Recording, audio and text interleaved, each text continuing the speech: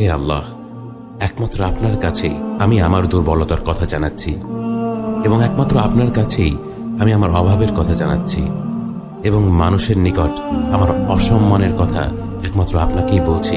হে আরহামার রাহিমিন, আপনিই তো প্রতিটি দুর্বল ব্যক্তির রব, এবং আপনিই আমার রব। আপনি কার কাছে আমাকে ছেড়ে দিলেন? এমন অচেনা মানুষদের কাছে যারা আমার ক্ষতি করতে চায়, নাকি এমন শত্রুর কাছে যাকে আপনি আমার চেয়ে অধিক শক্তি দিয়েছেন? হে আল্লাহ, যদি আপনি আমার উপর রাগ না করে থাকেন তাহলে এর কিছুতে আমার কিছু আসে যায় না, কিন্তু আপনার আশ্রয় পেলে আমার পরিস্থিতি আরেকটু সহনীয় হবে।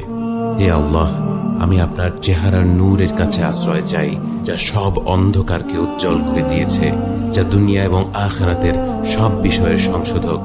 আল্লাহ, আপনার রাগ এবং অসন্তুষ্টি থেকে আমি রেহাই চাই।